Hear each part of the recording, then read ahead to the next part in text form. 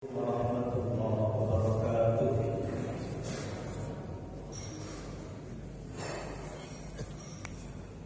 Alhamdulillah, wassalatu wassalamu ala Rasulillah, la haula wala quwwata illa billah.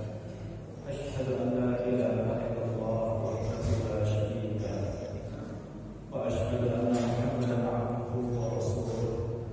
Allahumma shalli wa sallim wa barik ala sayyidina Muhammad wa ala alihi wa ashabihi ajma'in wa man tabi'ahum bi ihsan ila yaumiddin, amma ba'du.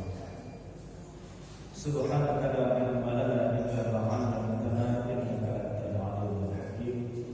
Allahumma 'allimna ma yanfa'una wanfa'na bima 'allamtana, zidna 'ilma warzuqna fahma. Allahumma amin.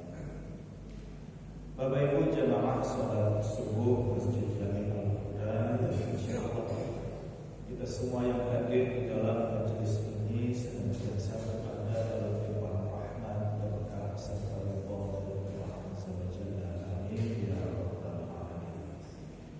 Alhamdulillah, segala puji dan rasa syukur kembali kita sampaikan kepada Allah atas limpahan rahmat dan karunia-Nya yang selalu tercurah kepada kita. Alhamdulillah, kita masih diberikan nikmat umur, nikmat sehat, nikmat sempat, dan tentunya nikmat beramal, nikmat beribadah. Pada kesempatan subuh pagi ini kita dimampukan oleh Allah meninggalkan tempat tinggal kita masing-masing, mendatangi rumah Allah ini dalam rangka melaksanakan sholat subuh secara berjamaah. Kemudian dalam kita mengerjakan kewajiban fardu subuh itu, kita mendapatkan bonus tambahan, mulai dari langkah demi langkah kaki kita. Barang siapa yang dulu kata Rasulullah di rumahnya, kemudian dia berangkat ke masjid untuk menunaikan salah satu fardu sholat 5 waktu, langkah pertama gugur dosa, langkah kedua ditambah 1 pahala, begitu seterusnya sampai nanti langkahnya berhenti memasuki pintu masjid.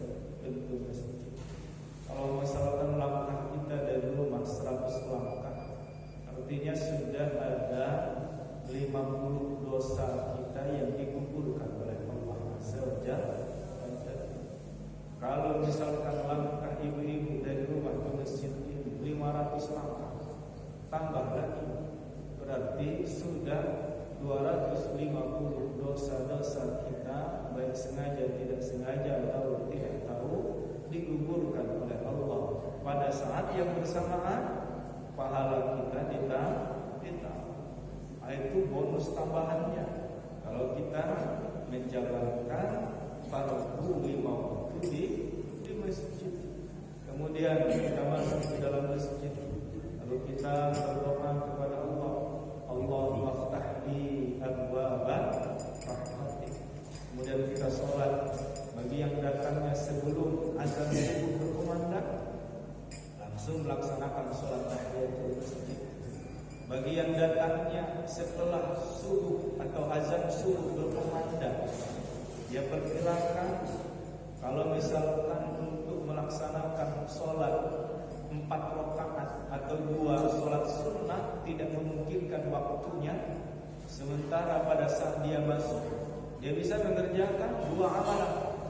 Sholat sunat tahiyatul masjid pertama, yang kedua sholat sunat fajar. Nah, waktu itu dia harus memilih salah satu, apakah tahiyatul masjid atau sholat sunat fajar. Walaupun ada ulama sebenarnya bisa dia gabungkan itu 2 amalan, sunat tahiyatul masjid karena baru pertama kali masuk subuh, sholat sunat fajar karena azan subuh telah berkumandang. Dia bawa 2 niat, 1 kali sholat. Ada yang membolehkan, tapi jangan sering-sering. Nah, andai kita memilih harus salah satu saja yang kita kerjakan, tahiyatul masjid apa sholat sunat fajar, tentu kedua-duanya ini sama-sama sunnah muakkad. Tapi kalau kita lihat keutamaannya, ternyata lebih unggul keutamaan sholat sunat fajar. Rakaatan minal fajri khairum minad dunya wa ma fiha. 2 rakaat sholat sunat fajar atau qabliyah subuh sama itu lebih baik daripada dunia dan seisinya. Maka pilih sholat sunat fajar. Nah, kalau pilih sholat sunat tahiyatul masjid silakan saja. Tapi kalau kita ingin yang lebih besar, ya sholat sunat fajar. Kalau ingin kedua-duanya bosan. Kalau pengen kedua-duanya, datanglah ke masjid sebelum azan tiba. Dapat dua-duanya itu. Iya. Sampai dua-duanya. Iya. Sebelum azan tiba kita sholat sunat tahiyatul masjid. Setelah itu tunggu azan, zikir kita. Azan berkumandang, pada azan, kita mengerjakan sholat sunat fajar. Dan disampaikan tadi kalau kita misalkan kepepet waktu. Nah, luar biasa Bapak Ibu, tambahan-tambahan dari kita mengerjakan fardu subuh ini banyak sekali. Ditambah lagi untuk setiap subuh minggu kita ngambil seseran majelis ilmu yang insya Allah duduk kita dari selesai zikir doa bersama sampai nanti selesai majelis ini selama 30 atau 40 menit duduk kita di masjid ini, di mata Allah insya Allah kita dianggap sedang menjalankan sholat, sedang menjalankan ibadah kepada Allah Azza wa Jalla. Amin ya Rabbal Alamin. Salawat dan salam kita sampaikan kepada Nabi besar Muhammad sallallahu alaihi wasallam. Allahumma salli ala sayyidina Muhammad wa ala alihi sayyidina Muhammad. Bapak Ibu jamaah yang dimuliakan Allah Subhanahu wa taala, pada kesempatan subuh hari ini kembali kita sama-sama belajar dan mempelajari berkaitan dengan Asmaul Husna. Pelajaran kita yang sudah kita sama-sama belajar sebelum Ramadan, ya walaupun saya sebenarnya menjelaskan ilmu ini, ilmu saya masih sangat terbatas, tapi kita sama-sama belajar. Insya Allah jadi ilmu yang terbatas itu tidak mengurangi yang keridhaan Allah kepada kita, karena yang kita pelajari berkaitan langsung dengan Tuhan kita Allah Azza wa Jalla. Walillahil asmaul husna.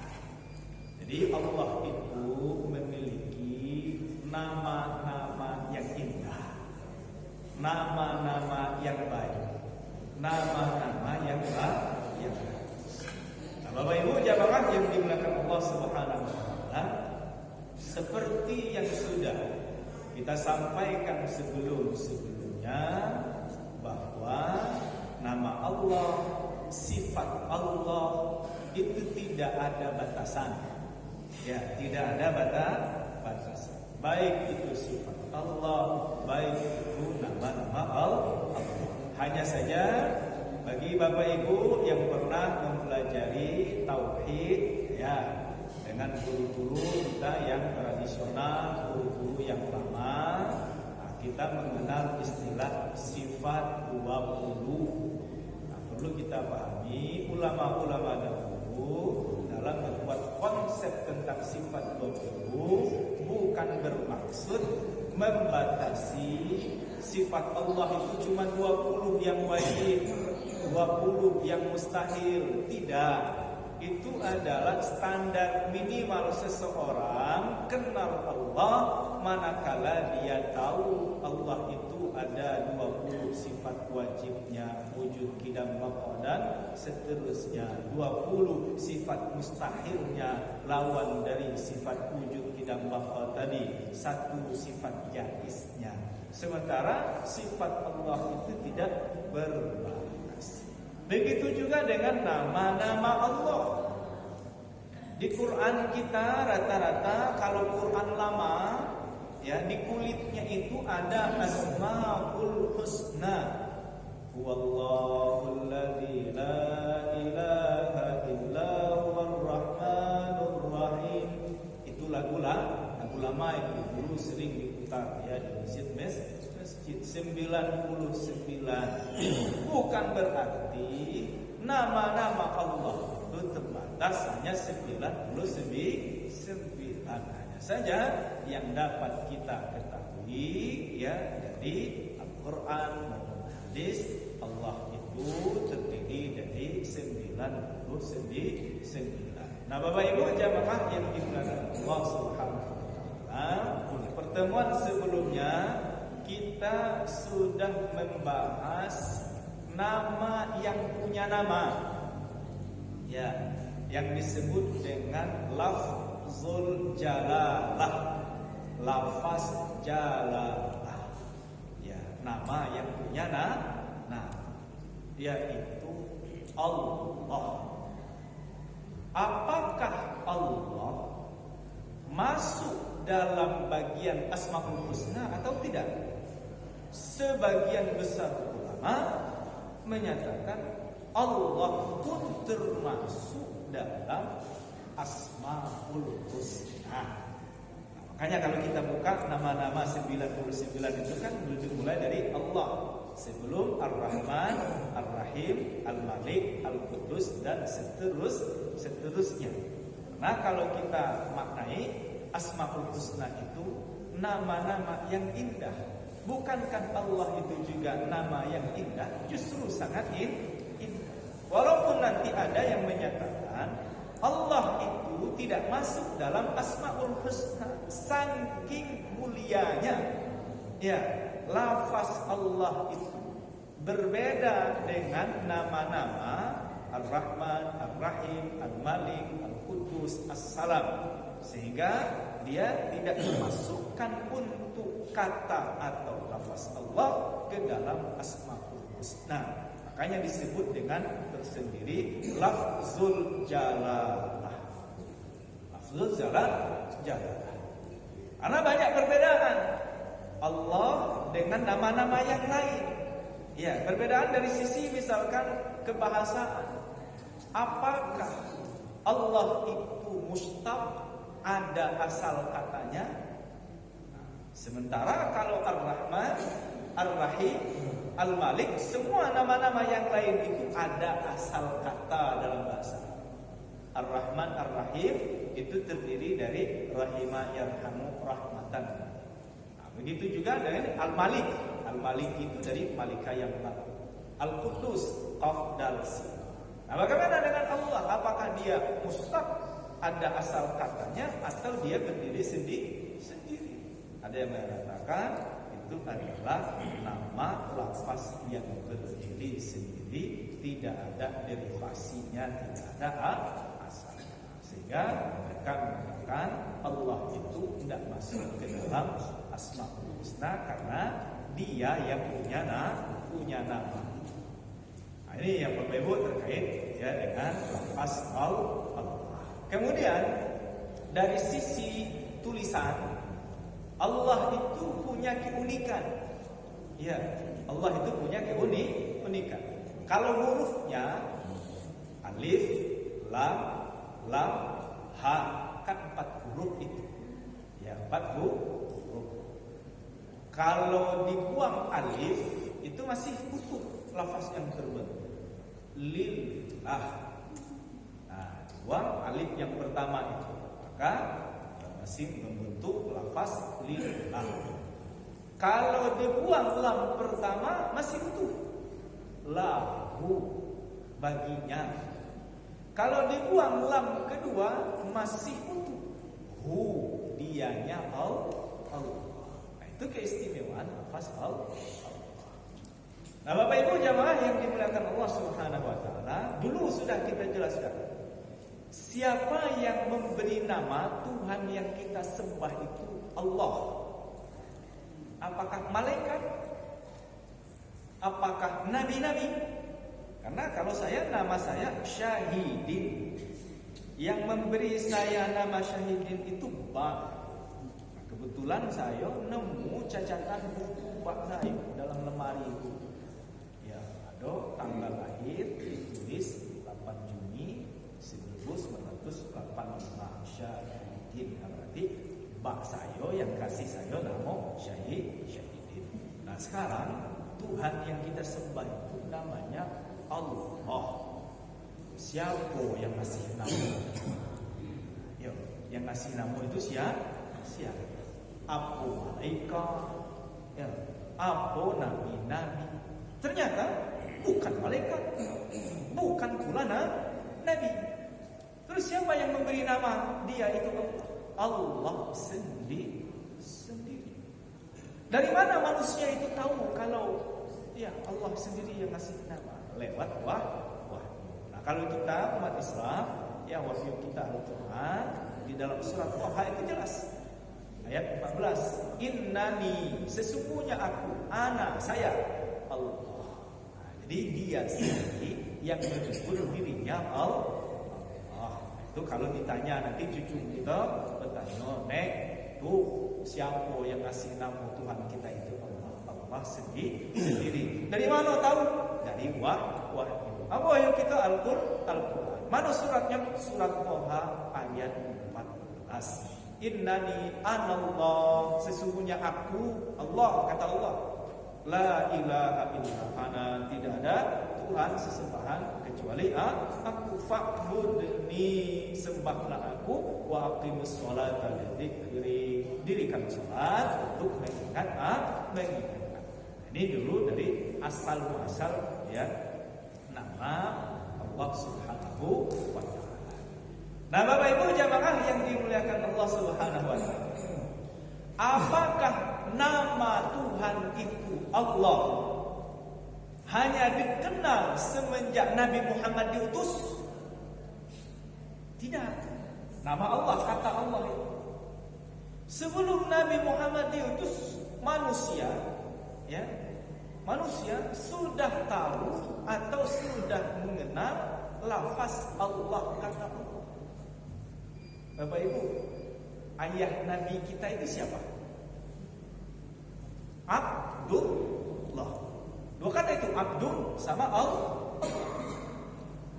Artinya belum Nabi Muhammad lahir, kata Allah itu sudah dikenal oleh bangsa Arab. Abdullah. Padahal Nabi Muhammad belum lahir, Islam belum datang.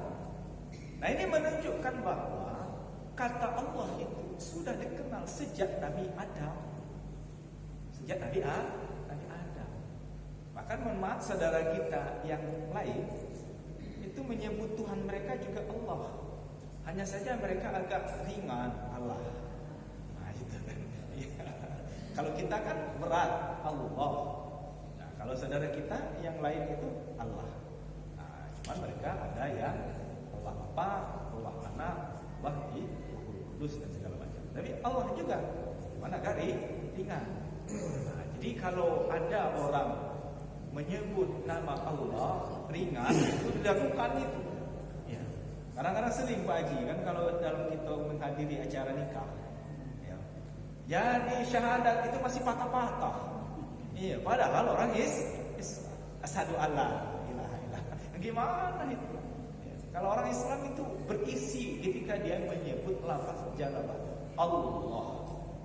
Memang dalam ilmu tajwid, di dalam kita membaca Al-Quran, lafaz Allah itu hukumnya ada dua.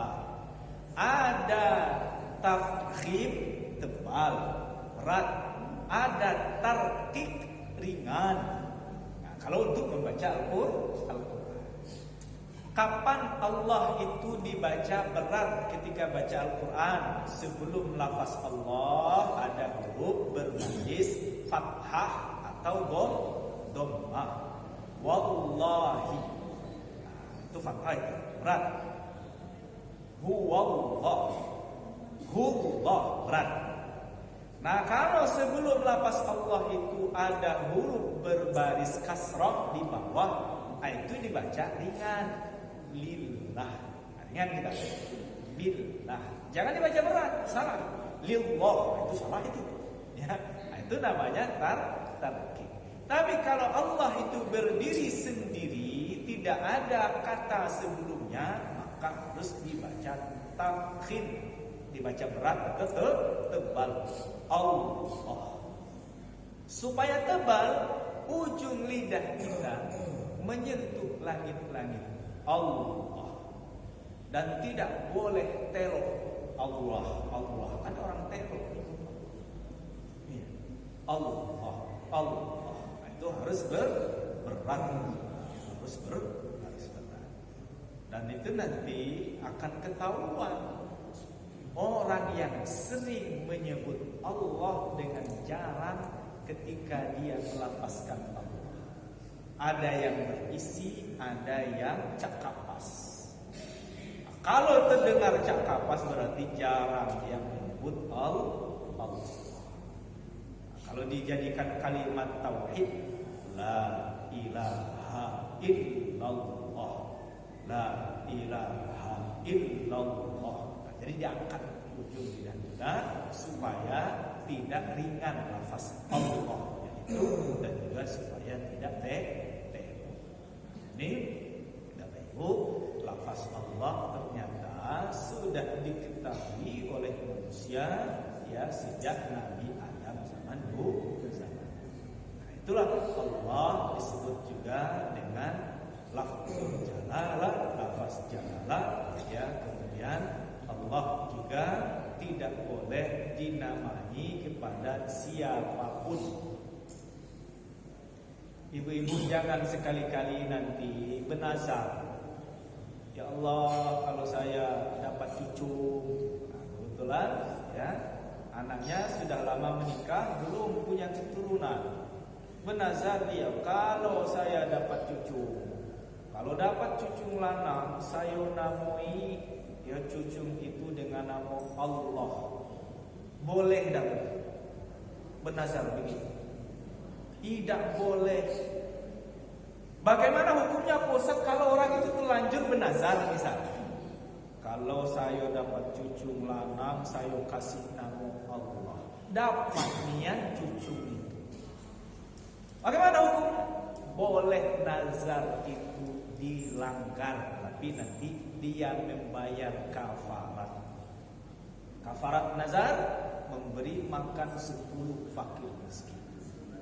Ya, karena nazar itu tidak boleh dilaksanakan. Akan kata para ulama, kalau berani ya orang ngasih nama anaknya Allah, tidak berumur panjang. Ya. Bagaimana Pak Ustaz kalau namanya itu Tuhan? Kalau Tuhan tidak apa-apa, diberi nama Tuhan, ngasih nama anak tuh Tuhan. Dan memang sempat ini Pak Haji, saya dulu tahun berapa viral itu, ada KTP-nya namanya Tuhan. Ada itu nama Tuhan. Kalau Tuhan tidak masalah. Ya Tuhan. Yang payah ini nanti diulang-ulang Tuhan itu jadi hantu. Tuhan. Tapi kalau memberi nama dengan lafaz Allah itu tidak boleh. Ini yang perlu kita ketahui tentang Allah. Dan kemudian dia Allah ini yang punya nama-nama yang indah tadi. Lillahil asma'il husna. Jadi punya Allah nama-nama yang indah. Nah, Bapak Ibu jamaah yang dimuliakan Allah Subhanahu wa taala. Allah itu kan maha segala-galanya.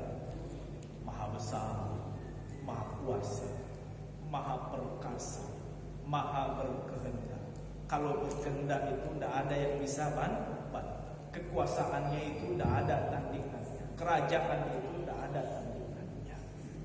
Nah, supaya hamba-hambanya ini tidak takut kepada Allah, dalam artian takutnya itu takut lagi, kan beda takut ke harimau. Kita nggak berani mendekat. Ke Allah itu juga harus takut kita. Tapi dengan takut kita semakin mendekat kepada Allah. Nah, supaya tidak ngeri hamba-hambanya itu, nah seakan-akan Allah itu punya nama-nama yang baik untuk membuat kita merasa dekat dengan Allah. Nah, makanya nama pertama setelah Allah itu adalah Ar-Rahman, Ar-Rahim. Betul Allah itu kuasa, tidak ada tandingannya. Betul Allah itu perkasa, tidak ada tandingannya. Maha derajat, tidak ada tandingannya. tapi Allah itu Ar-Rahman, Allah itu Ar-Rahim. Sebesar apapun, kalau kita kan ada Pak Prabowo kesini, sungkan kita nepuk bahu, ya, langsung kita nepuk bahu. Pak, apa kabar Pak? Orang lagi kekinian gitu. Kenapa? Karena kita merasa beliau seorang presiden, sehingga ada rasa takut kita, ada rasa minder kita, ya, ada merasa sungkan. Tetapi kepada Allah kita tidak boleh merasa minder, tidak boleh merasa sungkan kepada Allah, tidak boleh merasa takut sehingga kita tidak mau mendekat kepada Allah. Jadi harus merasa dekat. Nah, sehingga Allah sifati dan Allah punya nama yang pertama yang disebutkan Ar-Rahman, Ar-Rahim.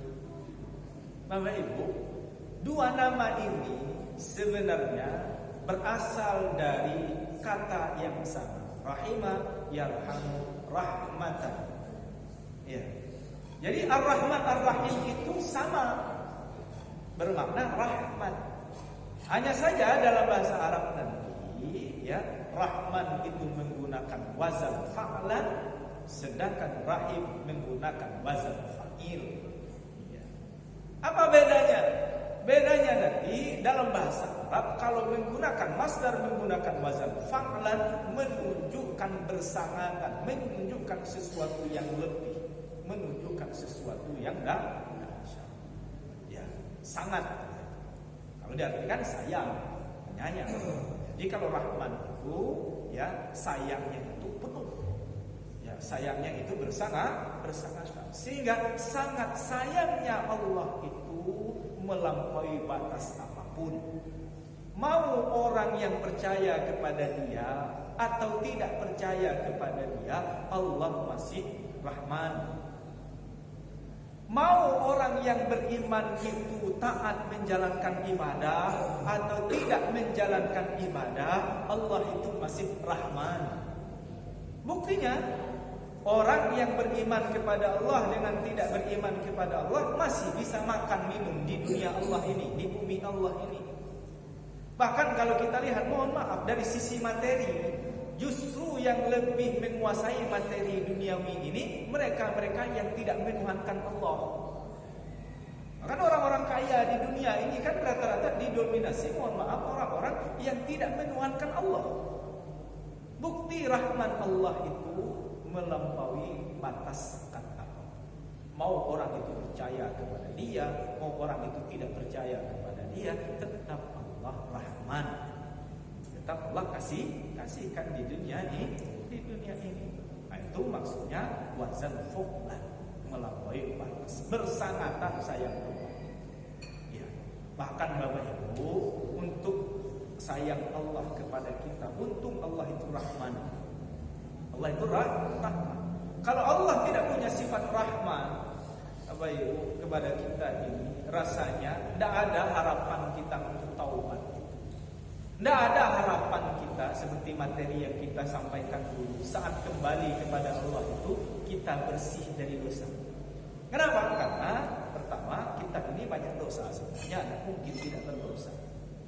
Saking rahmannya Allah, sebanyak apapun dosa kita, walaupun dosa itu sudah menggunung setinggi langit, dosa itu sudah sepenuh bumi, karena Allah punya sifat Rahman, maka terbuka peluang bagi hamba tersebut kalau dia masih ingin kembali selama masih hidup di dunia. Saking rahmatnya Allah, Allah masih terima taubat seorang hamba itu malam yugharghir, selama nyawanya itu belum dikerongkongkan. Tapi kalau sudah nyawa itu di kerongkongan, nanti Allah nampakkan kuasanya. Tunggu azabku pedih, tunggu siksaku.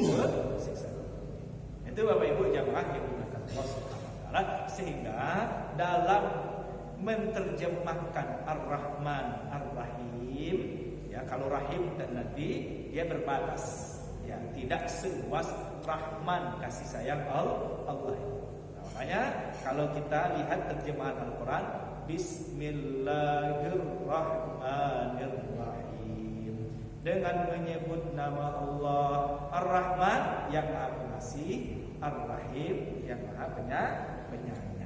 Nah, lalu dibatasi kalau Rahman itu meliputi semuanya, yang beriman, yang tidak, yang taat, yang tidak, semuanya dapat kasih sayang Allah, dapat rahmat Allah. Tetapi untuk Ar-Rahim itu hanya orang-orang tertentu.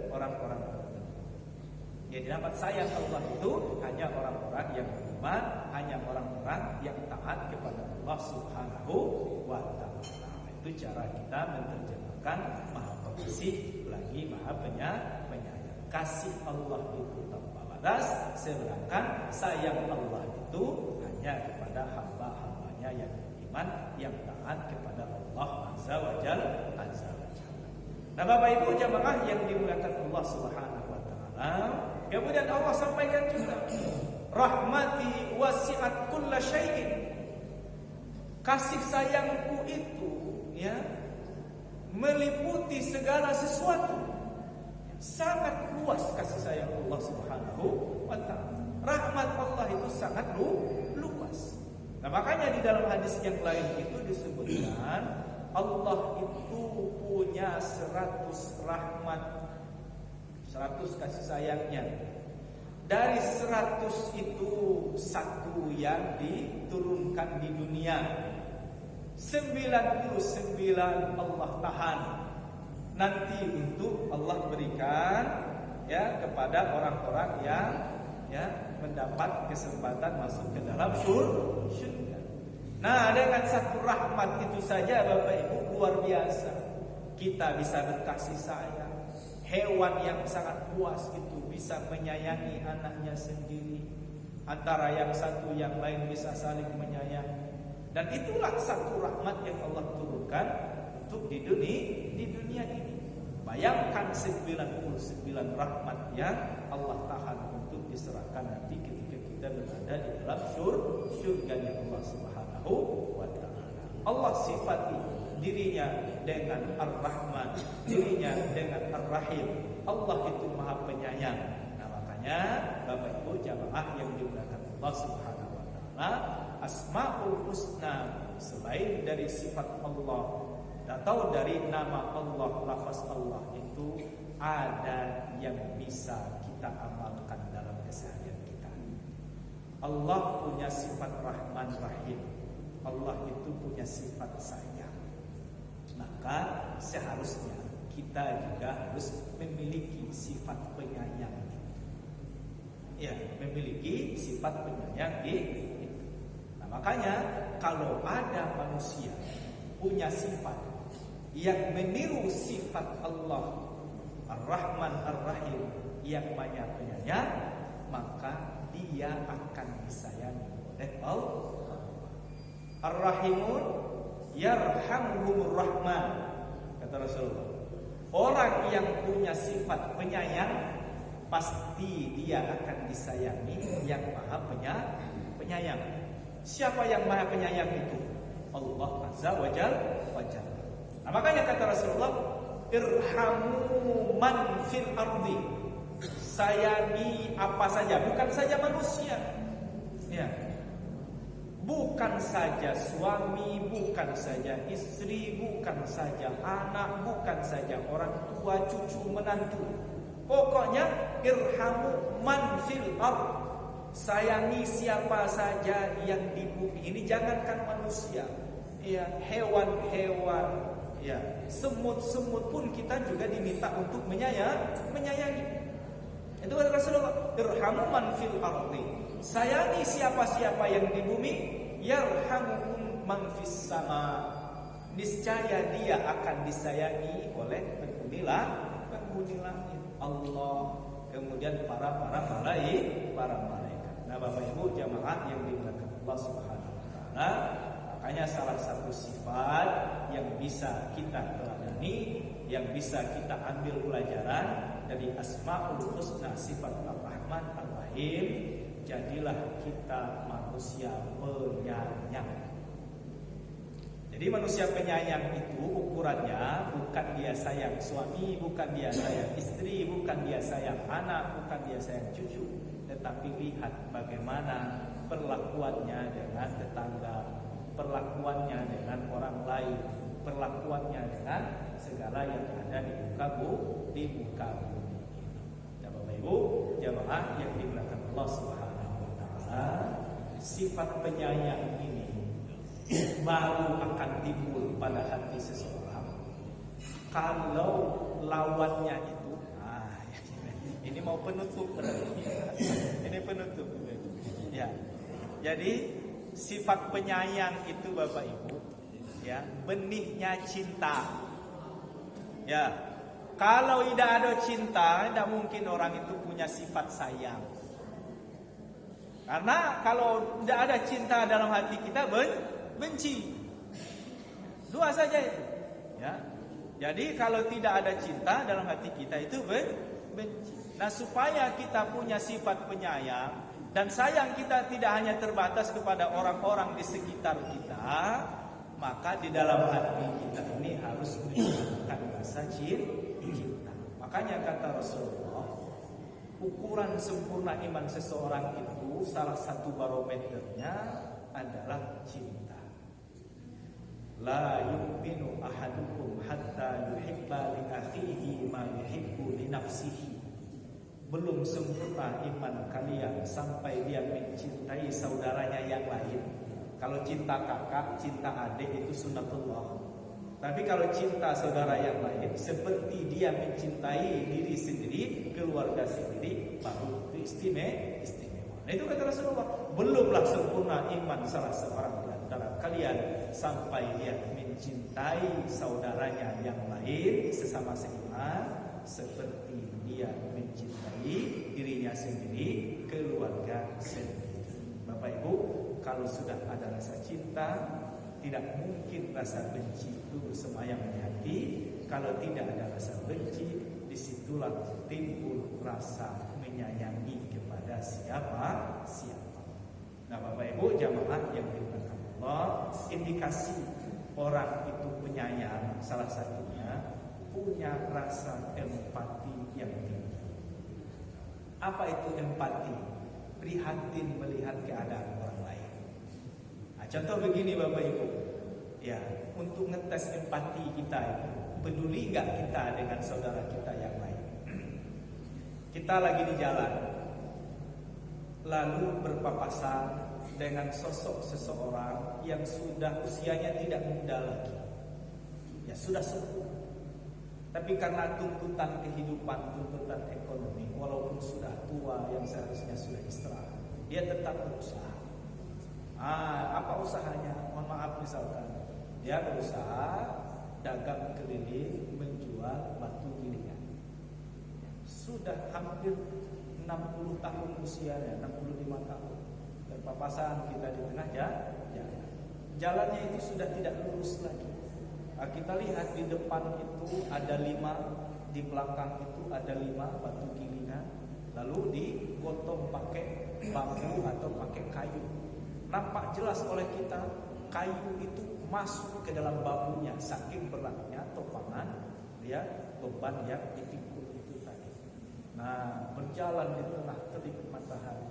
Memang kita tidak kenal, tapi saat kita memandang saudara kita, orang tua kita itu, timbul rasa pilu, berarti kita itu tanda punya sifat penyayang, punya sifat empati.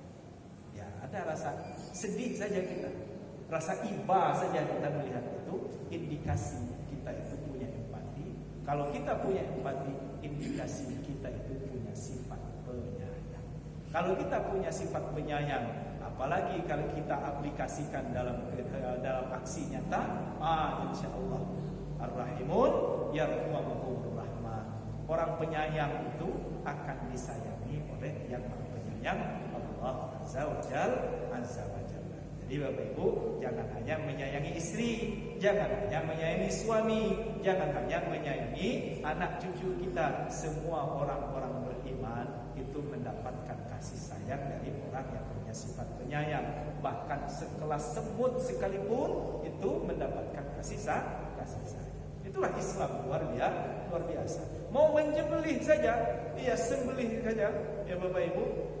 tajamkan dulu pisau kamu itu, kata Rasulullah.